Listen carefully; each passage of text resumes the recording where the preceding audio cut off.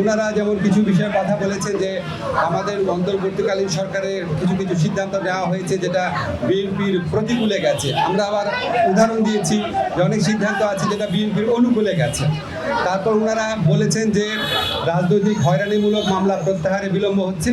আমরা বলেছি যে পাবলিক প্রসিকিউটর অফিস, তারপর হচ্ছে এই পুরা সরকারি আইনজীবীদের অফিসটা এটা পুনর্গঠন হয়েছে মাত্র 3 মাস আগে।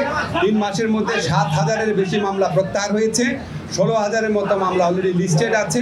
এবং আমরা বলেছি যে এর চেয়ে দ্রুত গতিতে সম্ভব কিনা। ওনারা, আমার কাছে মনে হয়েছে ওনারা আমাদের আনসারটা বুঝতে পেরেছেন। ওনারা বলেছেন যে ফ্যাসিস্ট শেখ হাসিনার যে গণহত্যা ছিল সেই গণহত্যার বিচারে বিলম্ব হচ্ছে।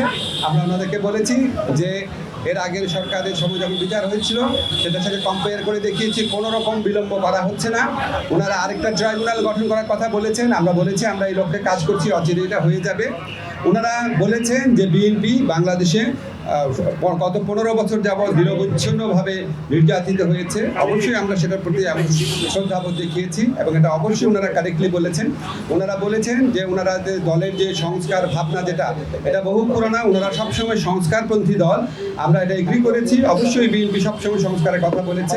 সবচেয়ে বড় কথা, বিএনপি আমাদের এই বিভিন্ন যে সংস্কারের জন্য গঠিত বিভিন্ন কমিশন আছে, বিশেষ করে ঐক্যমত্য কমিশনের যে প্রস্তাবাবলী আছে সেটা ক্ষেত্রে বিএনপি অত্যন্ত পজিটিভ এবং ইতিবাচক একটা রেসপন্স দেখিয়েছে। তারা বলেছেন যে তারা এই 2-3 দিনের মধ্যে ঐক্যমত কমিশনের সাথে মিটিংয়ে বসছে এবং অধিকাংশ সংস্কার প্রস্তাবের সাথে তারা ঐক্যমত পোষণ করে এবং জুলাই চার্টার খুব দ্রুত প্রণীত হয়ে যাবে, এটা তারাও আমাদেরকে আশ্বাস দিয়েছে। আমাদের কাছে মনে হয়েছে বিএনপি সংস্কারের ব্যাপারে অত্যন্ত আন্তরিক। একটা ব্যাপার নিয়ে একটুখানি আপনার ভিন্ন মত হতে পারে, সেটা হচ্ছে ওনারা যেটা বলেছেন সত্যি, যে ওনারা বলেছেন যে ডিসেম্বরের মধ্যে ইলেকশন হলে ভালো হয়। এবং আমরা এখানে বলেছি এবং ওনারা বলেছেন যে এরকম আমাদের কথাবার্তার মধ্যে কিছু অস্পষ্টতা থাকে, কেউ কেউ আমাদের সরকারের কোনো কোনো উপদেষ্টা অন্যরকম কথা বলেন। আমরা এটা ক্যাটাগরিক্যালি বলেছি যে যেটাই বলুক না কেন, আমাদের প্রধান উপদেষ্টা জাতির উদ্দেশ্যে দেওয়া ভাষণে বারবার যেটা রিপিট করেছেন সেটাই দলের অবস্থান। সেখান থেকে অন্য কেউ যদি বেফাস কথা বা অন্যরকম নিজস্ব বিবেচনা প্রসঙ্গে কথা বলেন সেটাতে তারা যেন বিভ্রান্ত না হন। আমাদের প্রধান উপদেষ্টা ডক্টর মোহাম্মদ ইউনূস প্রথম থেকে বলেছেন ডিসেম্বর থেকে জুন। আজকে আলোচনায় আমরা কয়েকটা বিষয় স্পষ্ট করেছি, সেটা আপনাদের বলি। একটা হচ্ছে ডিসেম্বর থেকে জুন মানে যে আমরা ইচ্ছা করে দেরি করে করে মে বা জুন মাসে ইলেকশন করবো সেটা না। ডিসেম্বর থেকে জুন মানে হচ্ছে ডিসেম্বর থেকে জুনের মধ্যে যত তাড়াতাড়ি সম্ভব।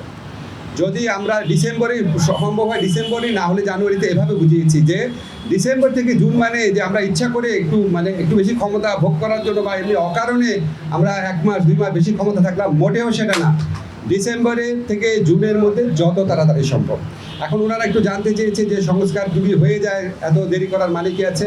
আমরা ব্যাখ্যা করে বুঝিয়েছি জুলাই চার্টার প্রণীত হলেও যে প্রয়োজনীয় আইনগত ব্যবস্থা, নীতিগত ব্যবস্থা সেগুলি গ্রহণ করতে মাঝে মাঝে সময় লাগে। যেমন একটা এক্সাম্পল দিয়ে বলেছি যে ডিজিটাল সুরক্ষা আইন, এটা আমরা 23 বার ড্রাফট করেছি বিভিন্ন অংশজনের মতামত নেওয়ার জন্য এবং বেশ কয়েক মাস সময় লেগেছে। সেজন্য আমরা বলছি আমরা তো পিন পয়েন্ট করতে পারবো না। জুলাই চার্টার পরিণত হওয়ার পরও কোন আইনটা কতদিনে হয়ে যাবে, কারণ আমরা তো অংশীজনের সাথে কথা বলবো, ব্রড কনসালটেশনের ভিত্তিতে করবো। আরেকটা বিষয় আমরা বলেছি যে আমাদের তো একটা জনগণের তো একটা আকাঙ্ক্ষা আছে যেন আমরা বিচার করে যাই। আজকে বাংলাদেশে এত হাজারের বেশি তরুণ জীবন দিয়েছে, আর প্রায় 50-60 হাজার মানুষ আপনার শারীরিকভাবে পার্মানেন্টলি ক্ষতিগ্রস্ত হয়েছে, চোখ হারিয়েছে। তাদের যে বিচারের যে দাবি, এটা তো এই গণ অভ্যুত্থানের অন্যতম প্রধান আকাঙ্ক্ষা আছে। তা আমরা যদি কোনো বিচার না করে যাই, কোনো বিচার না করে আমরা যদি ইলেকশন দিই, আমরা মানুষের কাছে এবং নিজের কাছে জবাব দেবো কীভাবে? ফলে শুধু ইলেকশনটা সংস্কার, নির্বাচন, ইলেকশনের ব্যাপারটা সংস্কার, বিচার এবং আমাদের সরকারের গৃহীত কিছু পদক্ষেপের উপর নির্ভর করে।